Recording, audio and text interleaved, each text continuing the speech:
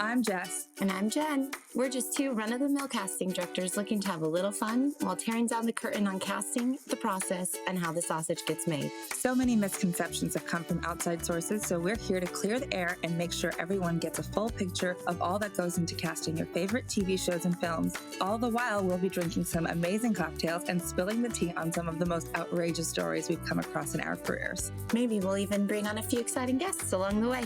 Cheers! Cheers.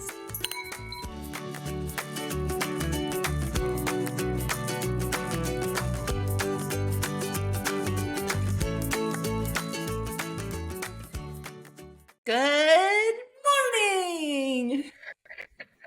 Good evening. Welcome back to season 2 of Tipsy Casting. Yeah, I said it. We're back and ready to bring you even more great things this year. Happy New Year to all of our amazing listeners. Happy New Year. I'll speak for both of us. We missed you all. We missed each other. And we are so excited to dive into season 2. So, in our most common vein in this show, what are you drinking today, Jess? Well, because it's New Year, it's a new year. Here we go. I've gone for a little Asti Spumante Martini Ross champagne in the only, like the closest glass I could find at my parents' house that looks like a champagne glass. I love What it. about you? I love it. I am similar. I'm doing a Plaza Centro Prosecco champagne type thing. Because you can't call it champagne unless it's from France. But I have it in this really quite fancy glass. Oh, it is nice. Yes. That's lovely. I also just realized when you said that, I'm not drinking champagne. It's sparkling wine, I think. So I failed. Yeah. Yep, sparkling wine on the bottle. Boop. See, one day we'll be fancy enough to drink real champagne. Yeah, hopefully this year together. Yes, yes. Well, I don't know if you all were following along on our Instagram, but we hosted our first ever holiday giveaway, 12 Days of Chrismukkah, something fun to represent both of us. Yes. It was such a tough year in this industry. We wanted to take a moment during the holidays since we weren't recording and spotlight not only small businesses, but people who have personally helped us and been very supportive of our careers and the podcast and everything. So we wanted to spread some holiday love with our listeners. So before we jump into everything, let's give a holiday shout out to those wonderful people who donated their gifts and things and products. Great. Well, first off, we've got the Toffee Twins, which is delicious homemade toffee made by a fellow casting friend, Samantha Miller.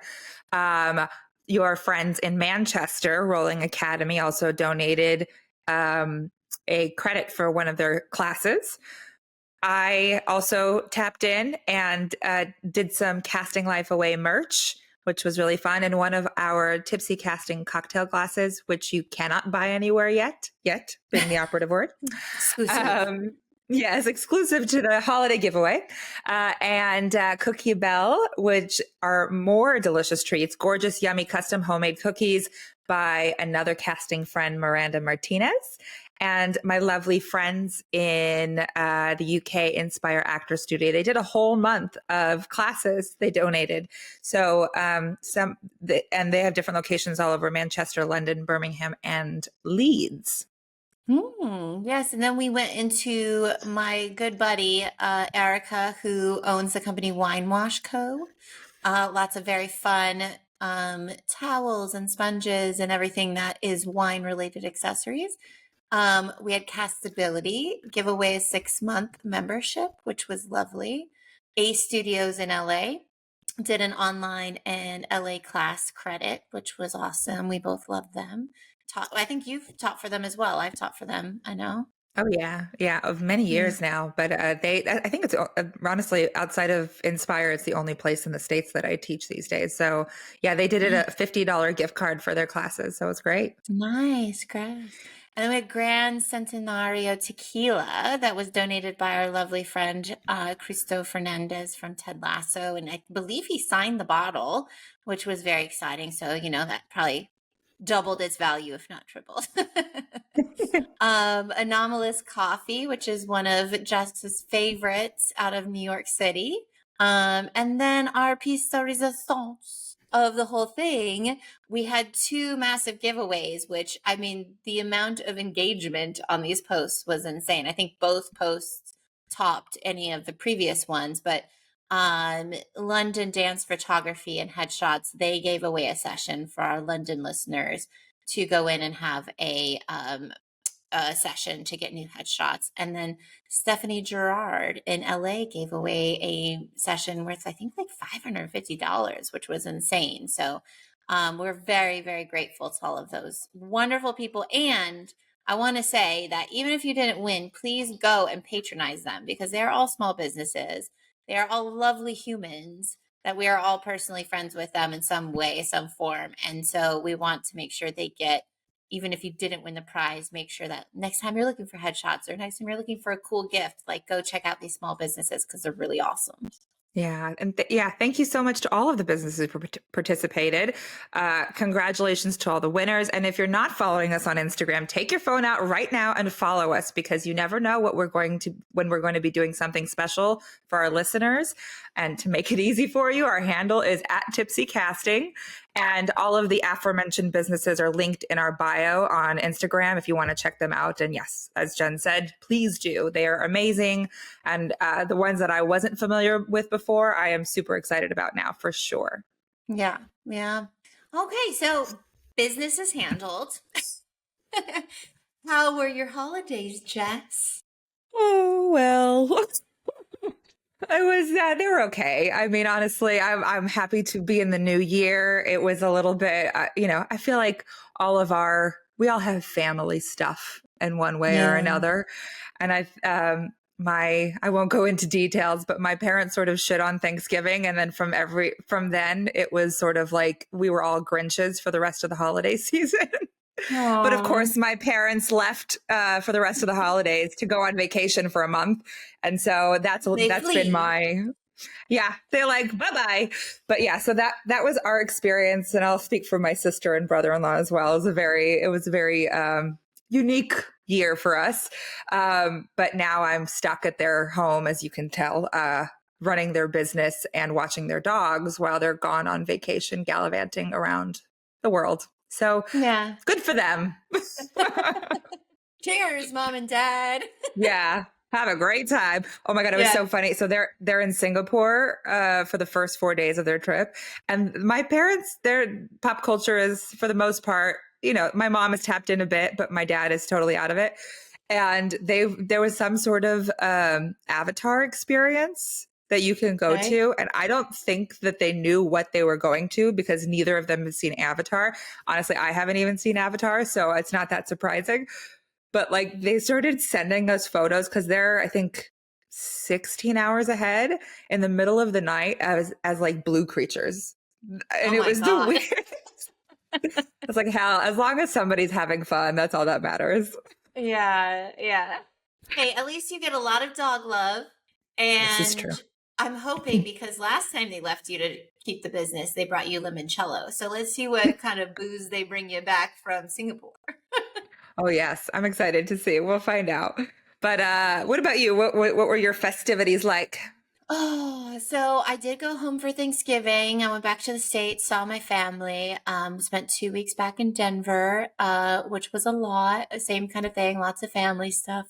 It always starts out so well. And then towards the end, just kind of takes a decline. But it was good to see them. I'm grateful. I got to see some friends that I grew up with. I went to a Broncos game with a guy that we've known each other since we were 5 and have just been friends forever. And just so much fun reconnecting and enjoying kind of like the outdoor air and everything. So that was lovely.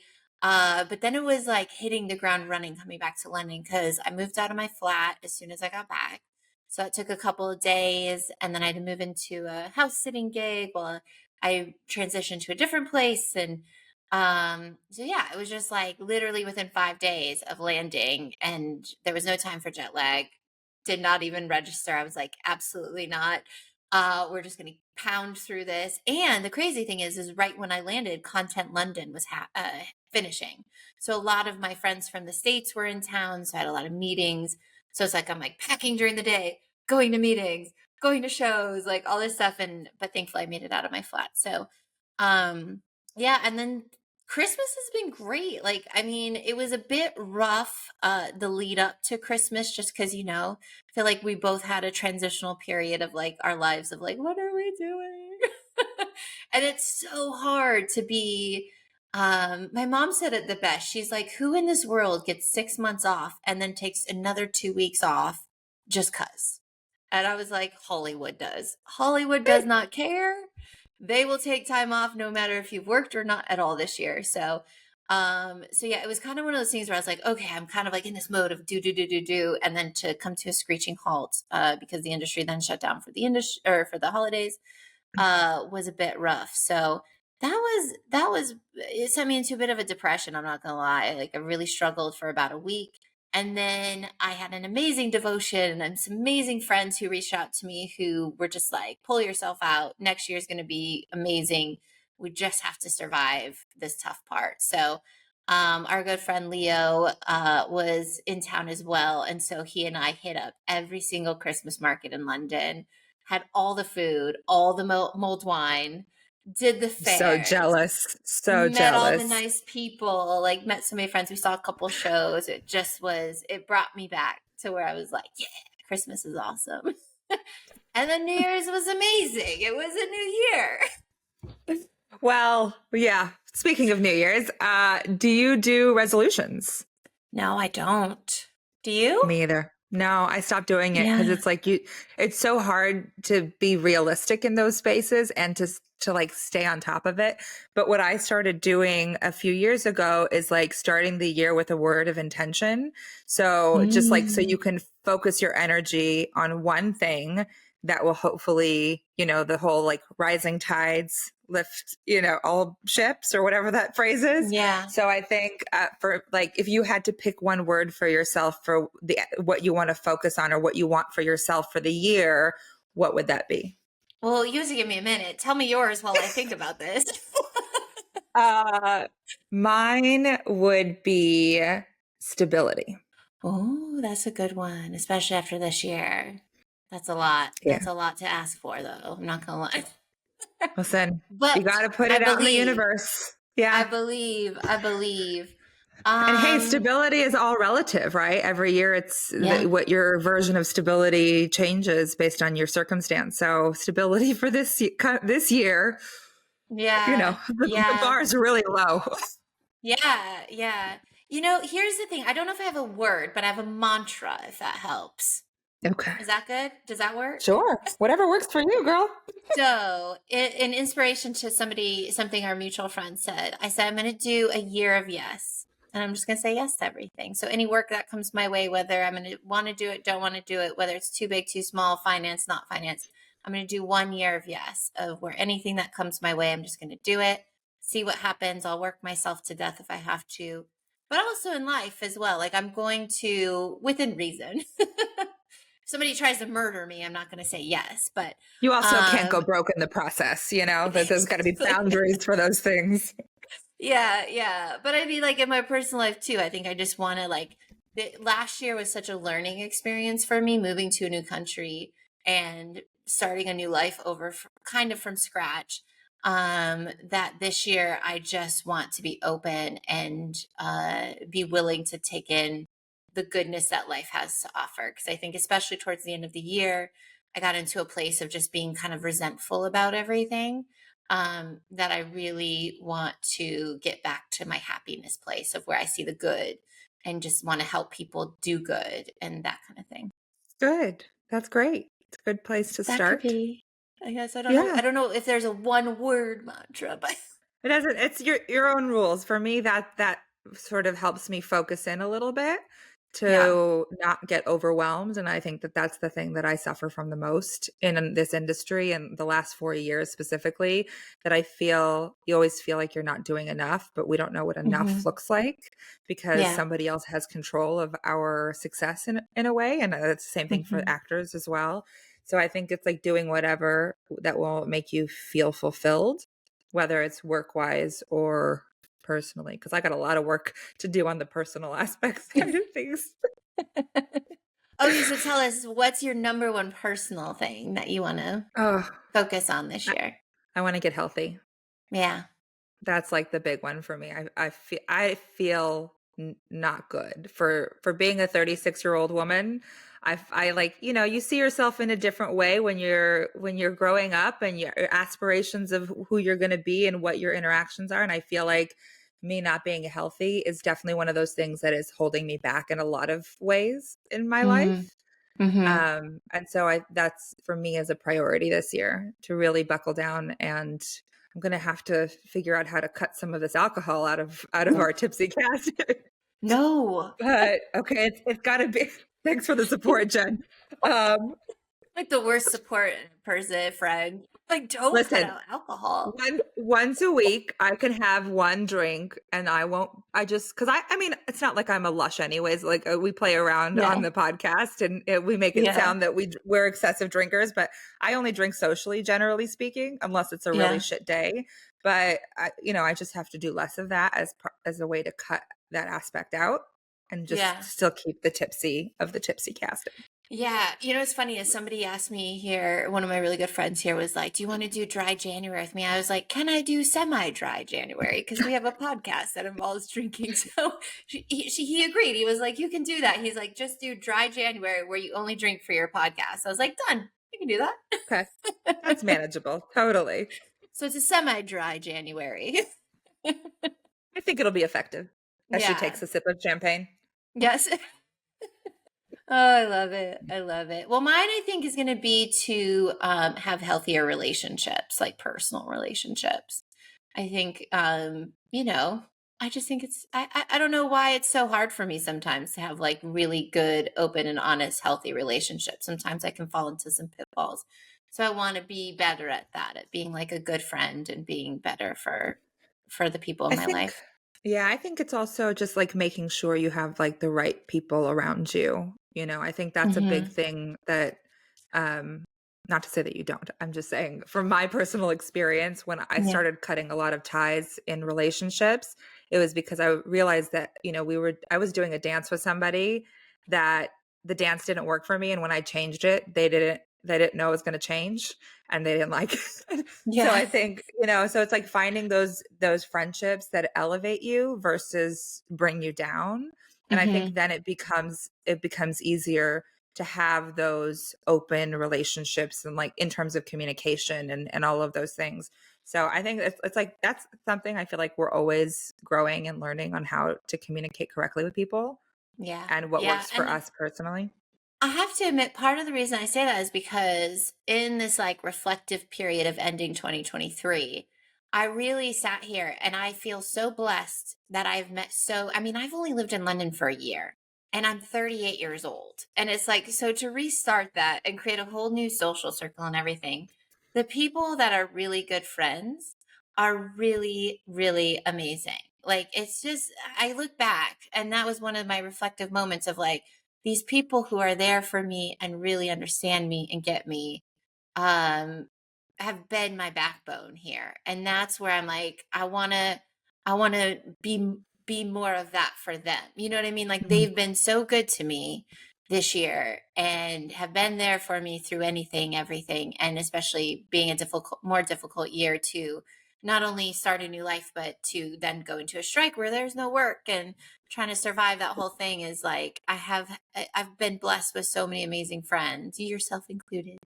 And I just want to be a good person. Like sometimes I feel like I fall short as a friend back, and so I always want to like be improving and make sure that I'm there in that way that I feel very fulfilled by my friends. I want to make sure I'm reciprocating that as a friend myself, Yeah, I get that. Also, in my experience with you, you've been lovely. Oh, thanks. I have no complaints, no comments or suggestions. You're doing great. I have a comment card for you to fill out. That was actually a brilliant idea to give to your friends and family. I mean, maybe not family, because that could open up a Pandora's box, but maybe that's a great thing for friends to do, of like how to keep communication and like your friendship strong. of Yeah. maybe what ticked you off during the year, but in a constructive Yeah. way. Yeah. Or it could even be like, I mean, an anonymous situation. Like, send this to all your friends. Just mail me a note card with no return address. I don't know. You just find her in the corner trying to decipher handwriting of who's who. That would be Oh, pretty funny. hilarious. Oh Okay, man. so we are at the peak of entering into award season. Oh yes, this is It's the true. beginning of the end of a lot of craziness. And it's funny. I was having a conversation with somebody tonight that literally we're like, this is gonna be the weirdest awards situation because we went through so many months this year where nobody could promote their films. So now I feel like at the end of 2023, we are being inundated with so much marketing material and watch this, watch that, and everyone's everywhere that I don't know. Do you have a standout? If there was one you had to choose? Yes. I mean, it's hard for me to specifically say one, but I will say the most memorable and impactful. I think I saw All of Us Strangers. Did you see that one? I have not seen that one yet. Oh my goodness! I tell you, I didn't know what I was walking into. I didn't watch a That's trailer the because Matt Bomber and Jonathan Bailey one, right? no, that's Fellow No. Travelers. Oh, That's a shoot. series What's All though. of Us Stranger? So All of Us Strangers, again, didn't know what I never watch. I try not to watch trailers, and when I go to plays, I don't know what it's about. This is a thing that I do because I want to be on the edge of my seat and engaged. And All of Us Strangers is starring Andrew Scott, Paul Mescal, Claire Foy, and Jamie Bell. Okay, yes, I've seen And this preview. just a preview, like just the cast list in itself was the thing that got me to go, and it was so profound. Still have questions. I wish the filmmaker was there, but we did get it was not advertised as a Q&A screening because it was at a regular theater. Yeah. And Jamie Bell showed up and he started talking about his experience, and it's like just reading the log line of it, it's very unusual where a 30-year-old man, or I don't know how old he's supposed to be, 40, I guess he's 40 years old, a 40-year-old gay man goes back to his childhood home and he sees his dead parents, and as if they're living there still, like nothing has changed, they're still living in the 80s. Oh my goodness. And yeah, it's so I don't want to say too much because I don't want to give it away, but it is so beautifully done and like such an artistic piece that is so profound in like the message that it tells you. Yeah, that was a really good one for me. I loved, on a different note, very different note, The Color Purple. Yeah. So it's been a long time since I saw the original, and then I saw it on stage with my sister, I think maybe 5 or 6 years ago. With Obviously, Cynthia? A review? no, it was the touring cast out here. But it was, you have a feeling it'll be depressing because you know what you're gonna watch. And it was beautiful. I mean, the cinematography was stunning. Every performance, like the music was beautiful. It did like it was a reimagination of the story. It was an updated version. So it wasn't exactly what I had remembered from the original or even the stage. And I highly recommend everybody go see it. It's beautiful. And Halle Bailey, Yes. she is, so I hadn't seen Little Mermaid before, but I'd seen her in Grownish, and she was brand new. Her and her sister were brand new. It was their first credits being on Grownish. And I saw her in this movie. She's not in it for a very long time because she plays the younger version of the sister.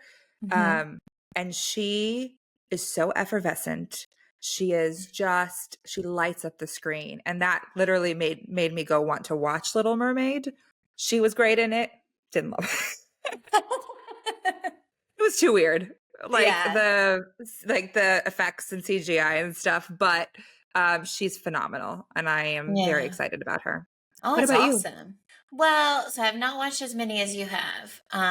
We're still working on it. But I will tell you, I loved Oppenheimer. Mainly, even though I'm not a huge I'm not like a nerd about Christopher Nolan. and part of it bothers me that he uses the same casting director every time, but that's me. Um, that's fine. You do you, Christopher. But I love Cillian Murphy, and I think his dedication to that performance, you can see it. It was quite funny because I remember when I saw it, because I saw it in theaters over the summer, and everyone was like, "Oh, it's too long. It's over 3 hours," or it was just under 3 hours or somewhere around there. And I was like engrossed the whole time. And I just believed him. I think Cillian is that perfect mixture of like, we know him, but we don't know him. Where I think like Robert Downey Jr.'s, the Matt Damon's, even Bradley Cooper and Maestro, like, it's just like you watch them and you're just like, that's them. You they've gotten to a level now where you forget that they're their characters rather than the people who they are. And so I loved Cillian's performance. I don't know if it would be my favorite movie, I'll say that. But I think, should win every award because I'm a big believer that he's due. He's done such good work over his career, and I just adore him. And I think he's probably one of the most underrated, talented actors out there. I think he should be a movie star, but for some reason, this is his first big role. But I think love it's that movie. intentional. I think Yeah. it's because he's so specific, and I think he's really intentional with the choices he makes creatively. I think his career is exactly what he's wanted it to be. Yeah. And you know what? I'm going to tell you a little secret. I would kill to see him work on set because I think he Oh, has a yeah. process. I would just die. I think because he's so committed to his role. Like, I've heard stories about Peaky Blinders, but and anyone who hasn't watched Peaky Blinders must, because it is the most phenomenal show out there, and I will stand by that. It's one of my favorite shows all time outside of Succession. And his commitment to that role, and then you see him in interviews or however in other roles, it's so vastly different that the commitment to be that character for so much. I heard a rumor, and this is a rumor, but I've heard this rumor from multiple online sources, the most reliable. But I heard that he would he gets so in his head about his character that he kind of ignores everything else. And so he's so there. And so in Peaky Blinders, I heard he would be like smoking a cigarette off on his own. And then they would say, like, you have 1 minute, and he would walk into frame, not speak to anybody, and then just jump right in. And I'm just like, that's freaking amazing. Like, I would kill to see somebody be that so turned on. Cause in his interviews, he seems like very low key, almost shy, introverted. And then in all of his performance, he just brings out this massive personality of whoever he's portraying. And I just find it fascinating. Like, I could just watch him all day. Yeah, they were even saying because he had to learn German and I think another language for Oppenheimer. And I was reading a piece that Robert Downey Jr. had invited the whole cast to go do something, like because it was one of their days off, and he wouldn't leave his room because he had to be word perfect for the foreign languages, which is like yeah, definitely level of commitment is insane. Yeah. And I think it's also, and not to like knock Robert Downey Jr. or Matt Damon or anything like that, but like, I don't think you see that of that level of care. Like, how many lead actors do you know who's going to like forego having dinner with all these movie stars or whatever to make sure that the part is perfect, Yeah.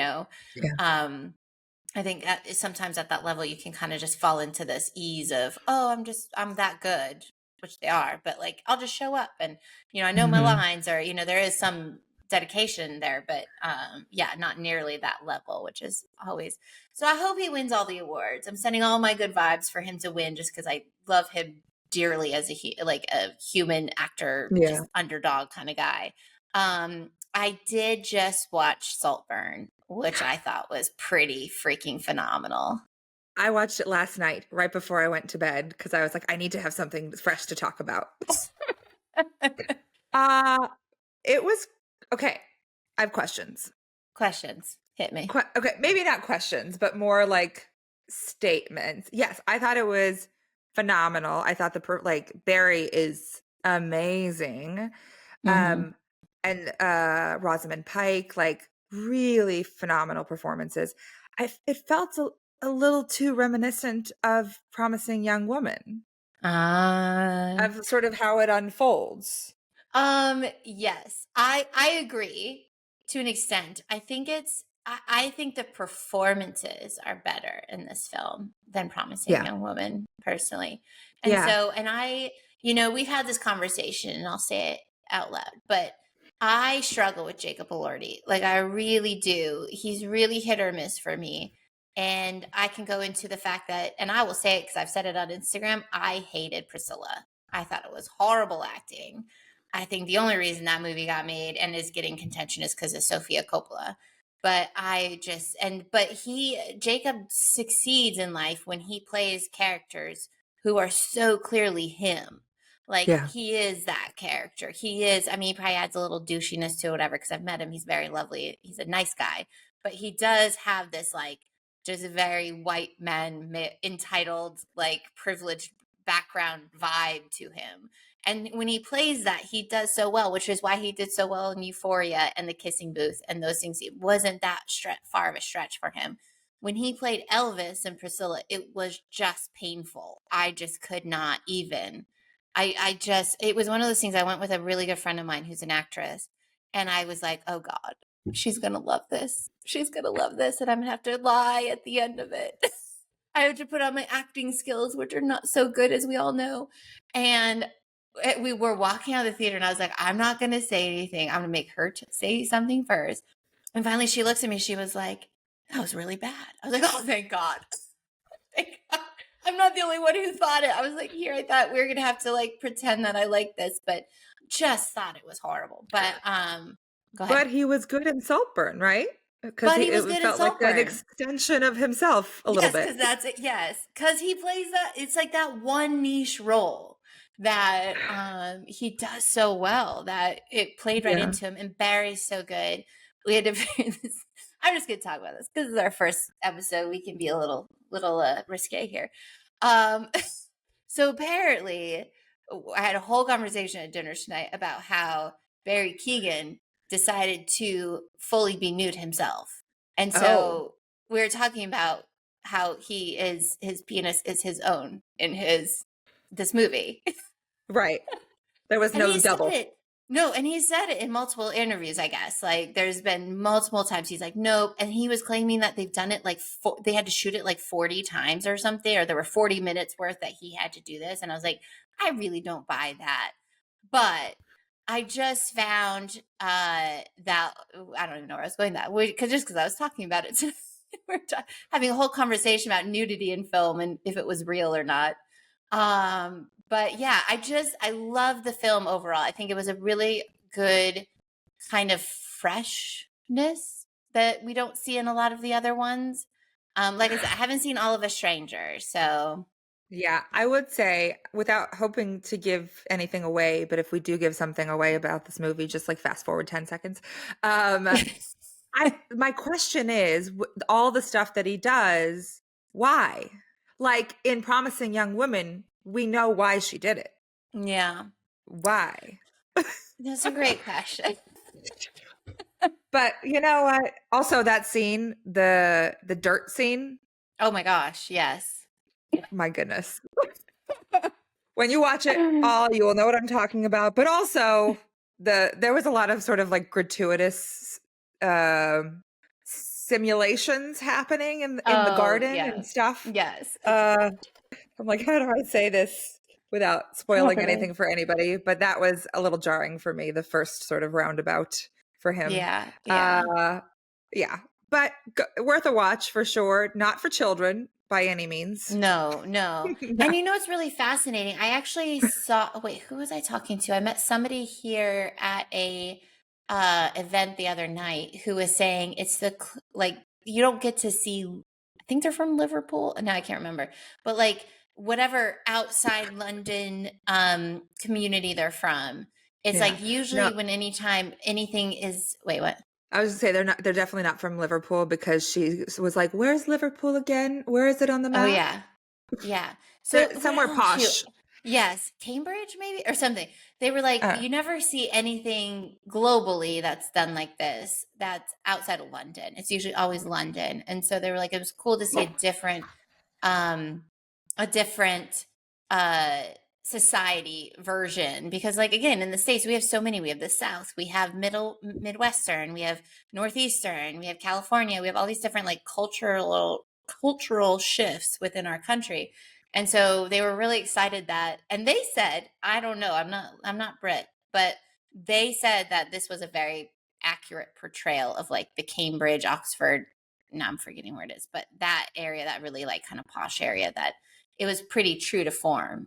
That's good. Yeah, yeah, that movie was a lot. Yeah. Did you see American Fiction? No. American Fiction with Jeffrey Wright. It was such a smart script, Mm-hmm. and it was such a smart script, and I think the way they used storytelling techniques was Mm-hmm. so well done. And sorry, there's barking dogs in the background. I'm filling my You drink. know, I feel like it's those things that we get a lot of movies right now that want to hit you over the head with a message and Mm-hmm. make you feel like you're being force fed a message. And I think this gives you a message, but because it's a satire, it does it in such an easy way that it's so Mm. entertaining that you don't feel like you're being hit over the head with it 20 million times. But I will say it's going to be interesting how it's received by the Globes and the Oscars and all of those things, because it basically calls out sort of the monetization of Black culture, or when it's convenient for those Mm-hmm. things. So it was like, when some of those things, when things become performative versus organic and natural for what it is, Yeah. it's very interesting. I recommend watching it. It's very cool. Yeah. I will. Yeah. I will. The other one, I will say, we kind of mentioned it, but Maestro. Did you see that? Not yet. No. So here's the thing. You have to like really suffer through about half an hour. That's The horrible. first half hour is not good. But this is the thing. And the only reason I say this is because I was in a movie theater and you can't leave because that's rude. And so But this is on Netflix, so most people can turn this off. I know, because everyone I've talked to is like, oh, I gave up on it. And I was like, no, make it through, because if you make it through like the first half hour, dare I say 45 minutes, it's like the end is worth it. And here's the thing, do I think it should win any awards? No. But I think the end, I'm not a music person. I can't sing. I can't play any musician or musical instruments. So like my musical bill is so small that at the end, I almost was crying because the music was making me feel it. And I was like, this is insane. It was like my body had left itself and was like, the music will make you feel something, Jen. And I was almost in tears. And I only said it to say Leonard, for his Cohen. last name, Cohen, thank you. Cohen. Yeah. His music is so beautiful that like it's worth making it to when you actually get to hear it. And I mean, I think, like I said, it's probably going to be in contention because it's Bradley Cooper, Steven Spielberg, Martin Scorsese, but I don't think it'll actually win. But that last scene, all in and of itself, was phenomenal. Like I was almost in tears. I thought the music was so phenomenal. All right, I'll give it a go. Or you could just kind of skip through. They kind of, it's just kind of a boring meeting Oh of no. two people. All right. We'll recap once I've watched it. I And do you know, want to want hear to. something Oh, hilarious? what? Sorry, I just have to say this. I didn't realize until this movie, because the first, like when it's like older, when they're shooting the older stuff, they do it in black and white. And Henry Cavill plays his like gay lover, or not Henry. See, this is my problem. Matt Bomber. And so for the first 30 minutes, I thought it was Henry Cavill. And I was looking at my friend and I was like, how did they get Henry Cavill? She's like, that's Matt Bomber. Have you ever noticed they look identical? I mean, maybe because they have such like rigid, structured faces. Like it's very Yeah. I mean, statuesque. But it's that would have been my so. first guess. I don't know if it was. And also, I'm a huge Tudors fan. So, like, when Henry Cavill first got his start in the Tudors, like, that I don't know, the two in my brain was just melded, and I just in my head I just kept thinking, how did they get Henry Cavill to do this? Like, that's insane. And then my friend's like, that's Matt Bomber. I was like, Oh my thanks for goodness. schooling the casting director. See, it happens to the best of us. It is totally fine. Oh my goodness. Oh, I also want to say Past Lives. Did you see Past Lives? Yes, so I good. thought it was beautiful. Such great Mm-hmm. performances. I mean, I'm very excited to see it get recognized. I think it's so beautiful. Yeah, yeah, I agree. I don't think it'll get much, honestly. I think it's gonna kind of go It's gonna get sadly. buried. Yeah. It Yeah. doesn't seem to be getting the hype. Like Wonka, I think's kind of meh. Like it's fine. Okay. Wait. Before we go down that road, if you're familiar with the Razzies, right? Yes. So if you had to give a movie a Razzie, which movie would it be? Of like the award contenders, Yeah. I'm gonna say Wonka. I thought you would have said Priscilla. Oh well, yeah. That doesn't even deserve to be in contention, in my opinion. Ooh. Yeah. I feel the Sorry, same. I Sophia Coppola. I watched would still love to work with you one day. this one was just not the winner for Jen. I have not seen it yet, so no clue. But I would say Wonka for me as well. I thought it Yeah. was basically my after watching it and they didn't market it as a musical. No, No. nobody knows that it's a musical. To be fair, I don't think they really marketed it at all. I think they were literally going off of Timothy Chalamet being like, "I'm Yeah. here. I'm Wonka." I felt like Timothy Chalamet didn't watch the original to see Gene Wilder do it. He didn't watch Johnny Depp's interpretation of it. And he just was like, I'm Timothy Chalamet. I'm going to sing here. And that was it.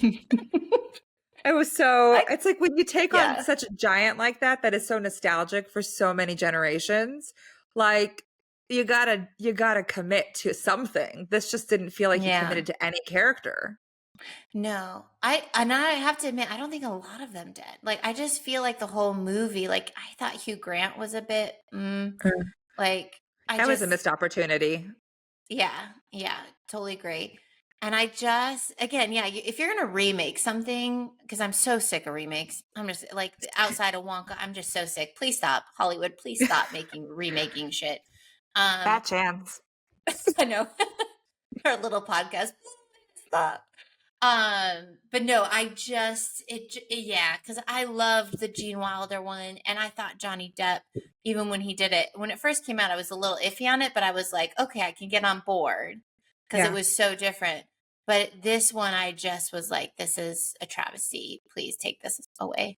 Yeah. I think also it was such a weird choice in the sense of they obviously they started his story in the Johnny Depp version. Like they showed his dad was a dentist and he wasn't allowed to have candy. And that was like the whole initiation of him wanting to have candy.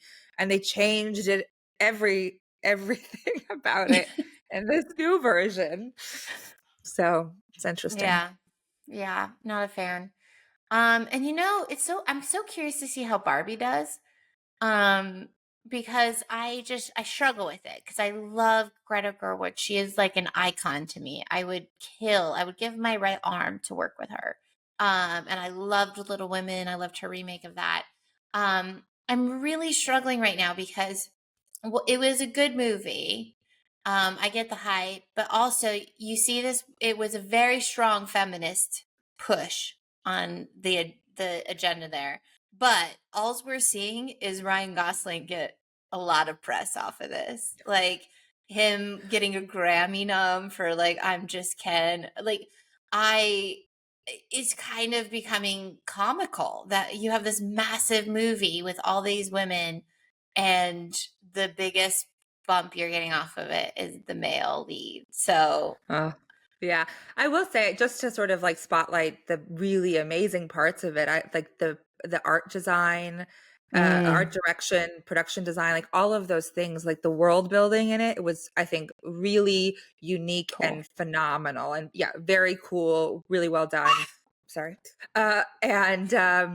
And so I think that was really great. I think this is where I struggle, where I start to watch movies where it's literally hitting you over the head with the message.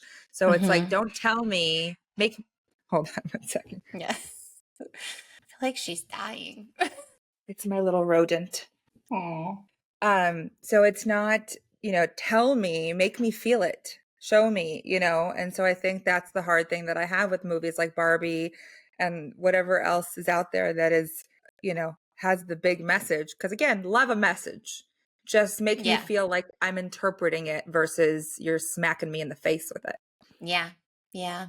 I remember when it first came out because when like Barbenheimer happened, I didn't see either actually. It took me like 3 months to see Oppenheimer. And I was not a part of the Barbie craze. So I remember 3 of my friends from LA were like, Jen, it's going to be tough to like take, you like don't do them back to back kind of thing. And I was like, okay. And then one of them was like, it's almost like the same kind of thing. They're just hitting you over the head. It's almost too unrealistic in this whole, because again, we're watching a movie about Barbie. So I get that it's unrealistic, but it's like, you're trying to like push this message. And it's like, instead of just making it like, oh, that makes so much sense. It's like, let me whack you over the head 1,000,000 times so that I you get know. that this is the thing. And But I will say, so I think they, with the fact that it was a toy, I mhm. think they did an interesting job of trying to make that world come to life and make sense in some way. And Yeah. so there was a lot of good about it. I don't know that I'm on board of like the Barbie craze that was. Yeah. But it was fun. It was entertaining to watch. Yeah, agreed. And I think honestly, I feel like it's going to win like best screenplay or something like that. And Like, everything art related, I think. Yeah, For because the sure. sets were just phenomenal. They should win everything, honestly. But, Yeah. and to be fair, I think Barbenheimer was probably one of the best marketing things we've seen in a long freaking time. Yeah. I know that there was a little bit of backlash about that too. And it Wait, was a little what? bit, I didn't know it about was a this. little, oh yeah, it was a bit insensitive to like the actual, never mind. Oh, I was like, this did not make it across the pond. I did not hear this. Oh yeah, it was a little bit of a thing when they had like her staring at the explosion from afar. My favorite The one whole was the two houses on the PCH, where the one, because it's like a legitimate house where you have a black house and then you have a purple and pink house on the PCH, right? Like as you're getting on the one from the 10. And it's always, oh I've driven past it so many times in my life. And I'm like, this is the perfect depiction of Barbenheimer. yeah, no. But yeah, I think that's right. I'm losing my steam because I've got fighting dogs again. Hold on, sorry. A rodent has returned. Back in puppy jail. Or, what do they call it? Air jail. Edge. Oh, Yes. no one's getting kisses. Yeah. But yeah, I think that's a good I feel like there's so many things I haven't seen still. It's so hard to catch up with everything. Do you have the Yeah. FYC app? I Mm-hmm. mean, Mm-hmm.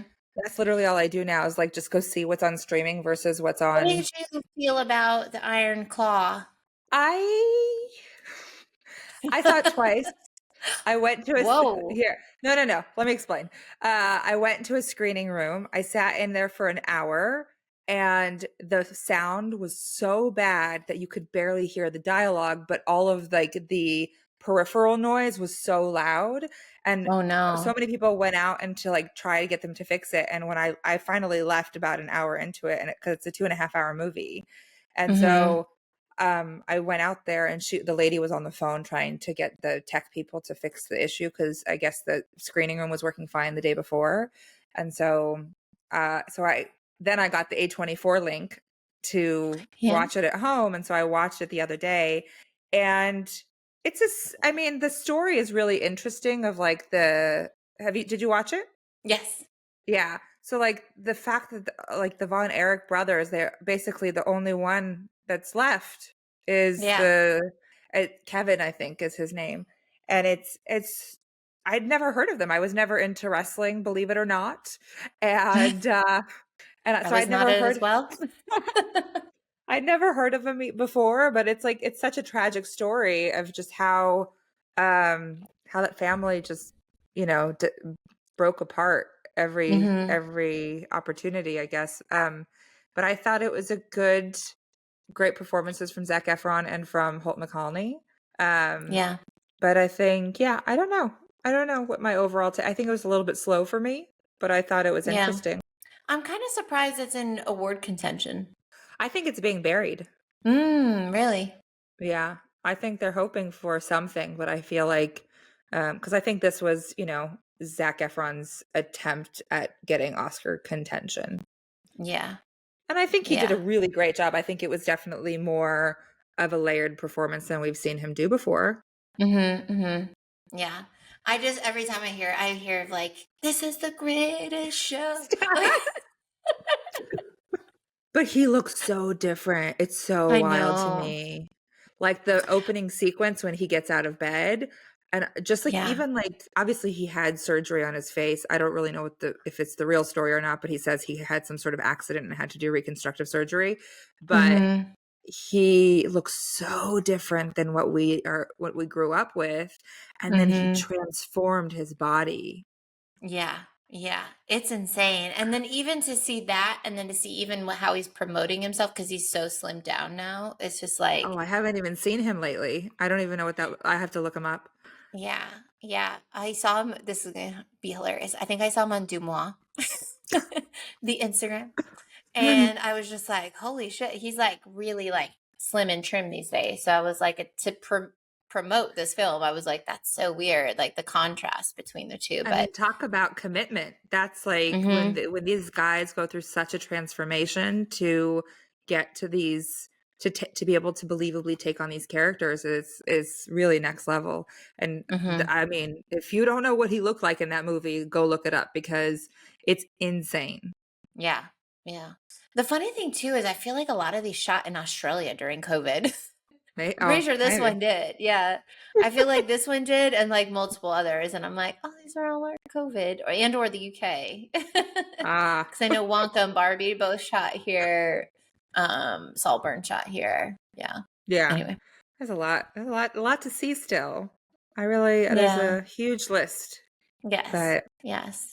I never make we'll it see through what all. happens. Yeah, I always wait. I try to do what I can to see as many as I can, and then I wait for whatever is like best picture contention when they announce the Oscar nominees or even Globes. Did they already announced the Globes, didn't they?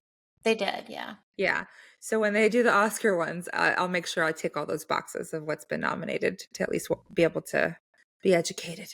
Okay, so season 2 of Tipsy Casting. Yeah, I feel like this is also just for this season. We're excited to just meet more people and get some different perspectives. And we have something very cool that we're going to announce in our 3rd episode. And so we are very excited about this new development that you can't know anything about yet. Yes. And I think, what's fun is like season 1 was such us learning like how to do this and all these things and like what we kind of wanted to like program and things, how to lay things out, that I think this season will be fun to kind of really dive in deeper with people in certain areas. We have some really cool guests coming up, I think. And so I know, but killing it. It's that third glass of champagne that really helped us out. I do almost think that we should force all of our guests, as long as they're not sober of some fashion, to take a shot of something before you start. It helps a lot. Well, we'll do our best. Oh my goodness. Season 2. It's going to be great. We're going to kill 2024, not only on the podcast, but also professionally, personally. We're going to do well. It's going to be better than last year. We're not going to have any more strikes. I'm putting it out there into the universe. It's not going to happen. Things are going to get better. All us and all our friends are going to have multitudes of work. Yes, and all of our listeners, this will be a great year to build momentum and to get it all together, whatever that means for you. Yes. All right. Well, cheers to 2024, because that is going to be our year. Yes. Cheers. Happy New Year. Cheers. Happy New Year.